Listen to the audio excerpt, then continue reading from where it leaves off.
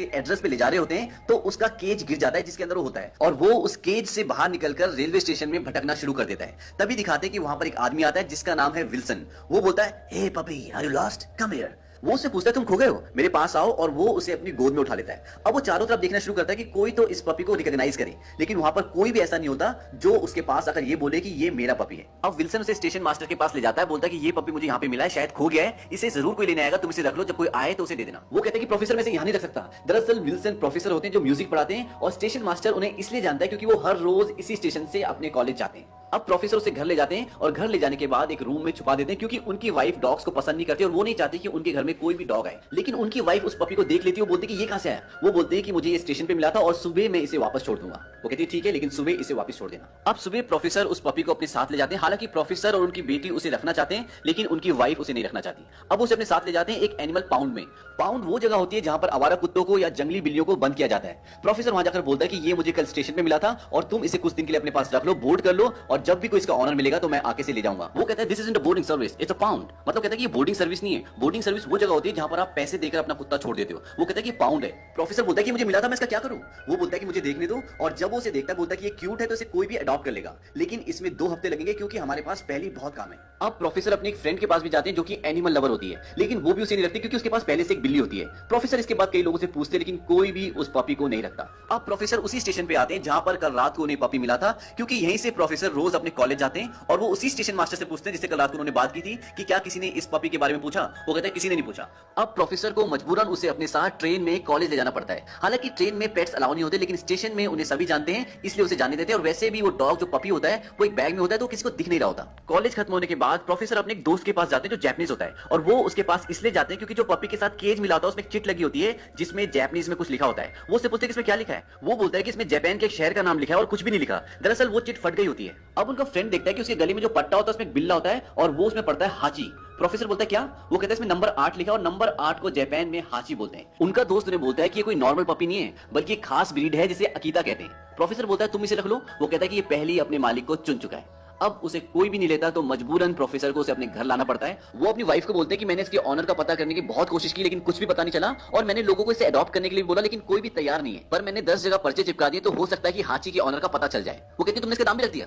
तभी अंदर से कुछ गिरने की आवाज आती है, और जब वो अंदर जाते हैं तो वो देखते हैं कि प्रोफेसर की वाइफ का एक प्रोजेक्ट जिस पर वो काफी टाइम से काम कर रही थी, मेहनत कर रही थी, हाची ने उसे नीचे गिरा दिया और खराब कर दिया। इसके बाद प्रोफेसर की वाइफ को बहुत गुस्सा आता है और कहती है कि मुझे ये घर के अंदर नहीं दिखना चाहिए, बाहर ले जाओ, और ये कभी भी अंदर नहीं आना चाहिए। प्रोफेसर उसे बाहर अपने लॉन में ले जाते हैं जहां पर एक स्टोर रूम होता है, और हाची को वो वहां देते हैं और वापस आ जाते हैं। अब रात को क्या होता है कि तूफान आना शुरू हो जाता है, और प्रोफेसर को चिंता हो जाती है कि हाची वहां पर अकेला है। वो रात को चुपचाप वहां जाते हैं और हाची को उठाकर अंदर कमरे में ले आते हैं। अब उनकी वाइफ को नहीं पता कि हाची अंदर आ गया, और हाची की आवाज उनकी वाइफ को ना सुनाई दे इसलिए वो टीवी चला देते हैं और सोफे में बैठ जाते हैं और हाची को अपनी गोद में बिठा लेते हैं। अब रात को जब उनकी वाइफ की नींद खुलती है वो देखते हैं कि प्रोफेसर बेड पर नहीं है और टीवी की आवाज आ रही होती है, और जब वो बाहर हॉल में आती है तो देखते हैं कि प्रोफेसर सोफे में सोए हुए हैं और हाची उनकी गोद में है। इसके बाद वो प्रोफेसर को उठाती है और ऊपर अपने साथ रूम में ले जाती है और वो हाची को वहीं छोड़ देते हैं। इसके बाद अगले सीन में ये दिखाते हैं कि प्रोफेसर हाची के साथ लॉन में खेल रहे होते हैं। दरअसल वो उसे बॉल कैसे उठा के लाते हैं ये सिखा रहे होते हैं। वो बॉल फेंकते हैं, हाची उसके पीछे जाता है लेकिन उसे उठा के नहीं लाता क्योंकि उसे आता नहीं है। इसके बाद कई बार वो कोशिश करते हैं कि उठा के लाए, लेकिन हाची कभी भी उठा के नहीं लाता। अब हाची को सिखाने के लिए प्रोफेसर क्या करते हैं कि बॉल फेंकते हैं और खुद एक डॉग की तरह जाते हैं और बॉल को मुंह से पकड़ते हैं ताकि हाची सीख जाए। तभी ये सब कुछ उनकी डॉटर खिड़की से देख लेती है, वो बोलती है मॉम कम हियर, और जब उसकी मम्मी आती है देखती है कि प्रोफेसर बच्चे की तरह हाची के साथ खेल रहे हैं। इसके बाद उनकी बेटी भी वहां चली जाती है।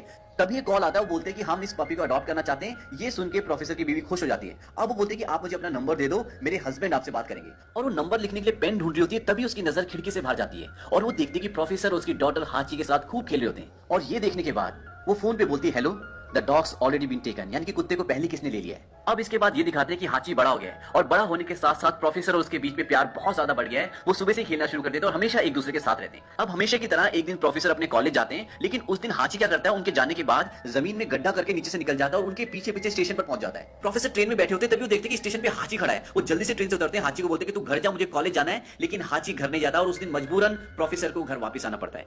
वापस आने के बाद उस गड्ढे को बंद कर रहे होते हैं जहां से हाची भागा होता है। तभी उनकी वाइफ वहां पे आ जाती है, वो बोलती कि तुम तो कॉलेज चले गए थे। वो बोलते हैं कि मेरी ट्रेन मिस हो गई। वो बोलते बोलती है कि लाओ ये मैं कर लूंगी, तुम दूसरी ट्रेन ले लेना। अब प्रोफेसर कॉलेज के लिए निकल जाता है और जाते हुए हाची को बोलते हैं कि तुम यहीं रहना। अब शाम को हाची को ट्रेन के सायरन की आवाज आती है और वो समझ जाता है कि ये प्रोफेसर की ट्रेन है और वो दीवार कूद के सीधा स्टेशन पहुंच जाता है और वहां पर एक जगह बैठ जाता है और प्रोफेसर का इंतजार करने लग जाता है। अब जैसे ही प्रोफेसर स्टेशन से बाहर निकलते हैं वो भागता हुआ प्रोफेसर के पास जाता है और उसके साथ खूब खेलता है, उन्हें बहुत प्यार करता है। ऐसा लगता है कि प्रोफेसर और हाची की जिंदगी अब दो अलग अलग जिंदगी ना होकर एक ही जिंदगी हो गई हो। प्रोफेसर वहां पर दुकान वाले से पूछते हैं कि पूरे दिन यहीं पर था? वो कहते हैं कि नहीं अभी भी है, आप कहने से 2 मिनट पहले। और इसके बाद प्रोफेसर उसके साथ खेलते हुए घर की ओर चल देते हैं। अब इसी बीच प्रोफेसर अपनी बेटी की शादी उस लड़के से करवा देते हैं जिसे वो पसंद करती है। अब एक दिन प्रोफेसर अपने उसी जापानीज दोस्त से मिलते हैं जिसने उन्हें बताया था कि इसके गले में जो लिखा हुआ है इसका मतलब हाची है। वो अपने दोस्त को बोलते हैं कि मैं कभी भी बॉल फेंकता हूं, कभी भी फैच करके नहीं लाता, मतलब कभी भी उठा के नहीं लाता, जैसा कि आम डॉग्स करते हैं। वो बोलता है कि ये बहुत ही खास ब्रीड है। वो कहते हैं कि कभी फैच नहीं करते, लेकिन अगर कभी इसने फैच किया तो समझ लेना कि कोई खास रीजन है। प्रोफेसर बोलता है कि I will find the reason.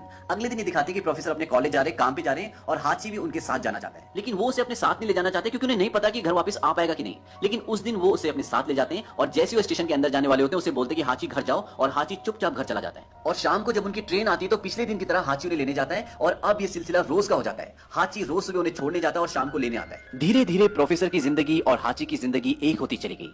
Professor अपना पूरा वक्त हाची को देते और हाची भी हर वक्त उनके घर आने का इंतजार करता। एक दिन प्रोफेसर की बेटी घर आती है और उन्हें खुशखबरी देती कि मैं मां बनने वाली हूँ। इस बात से प्रोफेसर बहुत खुश होते हैं और उनके पेट में वही बच्चा होता है जो ये पूरी कहानी सुना रहा है, यानी कि रोनी। एक दिन हमेशा की तरह प्रोफेसर अपने कॉलेज जा रहे होते हैं और वो हाची को बोलते चलो, लेकिन उस दिन हाची उनके साथ नहीं जाता। प्रोफेसर उसके पास जाते, उसे प्यार करते, कहते क्या हो गया? उनकी वाइफ भी पूछती से क्या हुआ? वो कहते कि पता नहीं। उसके बाद प्रोफेसर हाची से पूछते last chance, you वांना come with me? लेकिन हाची कोई रिस्पॉन्ड नहीं करता और प्रोफेसर चले जाते हैं। अब उनके जाने के बाद हाची स्टोर रूम में जाता है और अपने मुंह से बॉल पकड़ता है, दरवाजा खोलता है और स्टेशन की तरफ भागता है। वहीं दूसरी तरफ प्रोफेसर स्टेशन पहुंच जाते हैं और वो पीछे मुड़ के देखते भी कि हाची तो नहीं आ रहा, लेकिन हाची पीछे नहीं होता। वहां पर एक आदमी पूछता भी है वे तो हाची। अब जैसे प्रोफेसर स्टेशन के अंदर जाने वाले होते हैं पीछे से हाची आ जाता है और हाची को देखकर वो बहुत खुश हो जाते हैं और उसके मुंह में बॉल भी होती है। प्रोफेसर बोलते हैं कि तुम मेरे लिए बॉल लेकर आए हो? वो उसके मुंह से बॉल लेते हैं और फेंकते हैं, कहते जाओ लेकर आओ। और हाची भागता हुआ जाता है, बॉल उठा के प्रोफेसर के पास लेकर आता है और ये देखकर प्रोफेसर बहुत खुश हो जाते हैं क्योंकि हाची पहली बार जिंदगी में बॉल उठाकर लाया था। वो वहां पर खड़े स्टेशन मास्टर को बोलते भी हैं did you see first catch, first time in life. इसके बाद प्रोफेसर दोबारा बॉल फेंकते हैं और दोबारा उठा के लाता है और ये देखकर प्रोफेसर बहुत खुश हो जाते हैं। वो सबको बता रहे थे देखा तुमने, ये पहली बार बॉल उठा के लाया है। अब प्रोफेसर हाची को बोलते हैं कि मुझे देर हो रही है, मुझे जाना है, लेकिन हाची अजीब सा रिएक्ट कर रहा होता है। और जब फाइनली प्रोफेसर दरवाजे के अंदर जाने वाले होते हैं तो हाची भौंकना शुरू कर देता है। ऐसा उसने आज से पहले कभी नहीं किया था। प्रोफेसर उसे ध्यान से देखकर उसके पास आते हैं, उसे बहुत प्यार करते हैं और वो भी उन्हें बहुत प्यार करता है। उसके बाद प्रोफेसर को जाना पड़ता है क्योंकि उन्हें काम पे जाना है और वो ट्रेन में बैठकर चले जाते हैं और हाची पीछे से जाती हुई ट्रेन को देखता रहता है जैसे कुछ छूट रहा हो। कॉलेज में जाने के बाद जब प्रोफेसर बच्चों को लेक्चर दे रहे होते हैं तभी उनकी तबीयत खराब हो जाती है और उन्हें हार्ट अटैक आ जाता है और उनकी वहीं पर मृत्यु हो जाती है। शाम होती है और हाची दोबारा स्टेशन पे जाता है पर प्रोफेसर नहीं आते और हाची उनका इंतजार करता रहता है। फिर रात को प्रोफेसर की बेटी के जो हस्बैंड होते हैं वो आते हैं और हाची को ले जाते हैं क्योंकि उन्हें पता होता है कि हाची प्रोफेसर का स्टेशन पे इंतजार कर रहा है। अगले पूरे दिन हाची बहुत उदास रहता है और जैसे शाम को उनकी ट्रेन आने का वक्त होता है हाची दोबारा जाकर उसी जगह पर बैठ जाता है जहां बैठकर वो प्रोफेसर का रोज इंतजार करता है। वो स्टेशन से निकलने वाले हर चेहरे को बड़े ध्यान से देख रहा होता है, लेकिन जो चेहरा वो देखना चाहता है वो उसे कहीं नहीं दिखता। रात हो जाती है और बर्फ पड़ना शुरू हो जाती है, लेकिन हाची वहीं बैठकर प्रोफेसर का इंतजार कर रहा होता है। तब स्टेशन मास्टर उसके पास आता है। वो बोलता है कि तुम्हें अब प्रोफेसर का इंतजार करने की जरूरत नहीं है, अब वो कभी नहीं आएंगे। इसके बाद दिखाते हैं कि वो हाची को घर ले आते हैं और अब प्रोफेसर की बेटी हाची को अपने साथ अपने घर ले जा रही है क्योंकि अब उन्हें वो घर खाली करना है और वहां कोई नहीं रहने वाला। प्रोफेसर की बेटी के घर आने के बाद हाची बहुत उदास रहता है क्योंकि उसने प्रोफेसर को कई दिनों से नहीं देखा और एक दिन उसे मौका मिलता है और वहां से भाग जाता है और वहां से भागने के बाद वो सीधा स्टेशन जाता है और प्रोफेसर का इंतजार करता रहता है। लेकिन उस शाम को भी प्रोफेसर लौट कर नहीं आते और अगली सुबह हाची को प्रोफेसर के घर जाता है और वहां जाकर वो देखता है कि वहां पर अब कोई और ही रह रहा होता है और हाची फिर दोबारा स्टेशन लौट कर आ जाता है और उसी जगह पर बैठ जाता है जहां पर बैठ के वो रोज प्रोफेसर का इंतजार करता है। इसके बाद ये दिखाते हैं कि प्रोफेसर की बेटी आती है और हाची को अपने साथ दोबारा अपने घर ले जाती है। अगली शाम को जैसी ट्रेन के सायरन की आवाज आती है हाची दोबारा से रेस्टलेस हो जाता है और वो गेट की तरफ भागता है और इस बार प्रोफेसर की बेटी खुद दरवाजा खोल देती है क्योंकि उसे पता है कि हाची अब नहीं रुकेगा।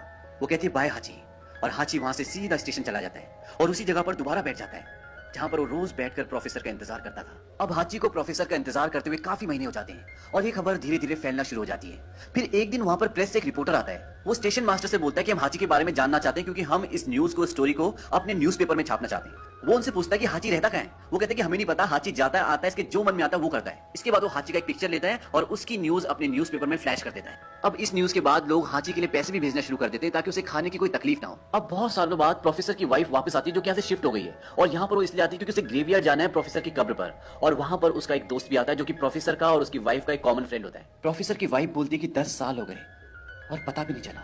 इसके बाद जब वो घर वापस जाने के लिए स्टेशन पर जाती है तो वहां देखती कि हाची बैठा होता है। वो हाची के पास जाती है, कहती तुम आज तक इंतजार कर रहे हो और वो उसके गले लगकर बहुत रोती है। ये एक बहुत ही इमोशनल सीन है और हाची उसी स्टेशन पर प्रोफेसर का इंतजार करते करते एक दिन दम तोड़ देता है। इसके बाद रॉनी की आवाज आती है जो अपने क्लासमेट्स को कहानी सुना रहा होता है। वो बोलता है कि मैं अपने ग्रैंडफादर से कभी नहीं मिला, लेकिन जब भी मैं हाची और उनके बारे में सुनता हूँ तो मुझे लगता है कि मैं उन्हें जानता हूँ। उन्होंने मुझे लॉयल्टी का मतलब सिखाया और ये भी सिखाया कि जिसे हम प्यार करते हैं उसे हमें कभी नहीं भूलना चाहिए, और इसीलिए हाची हमेशा मेरा हीरो रहेगा। इसके बाद सब बच्चे तालियां बजाते हैं।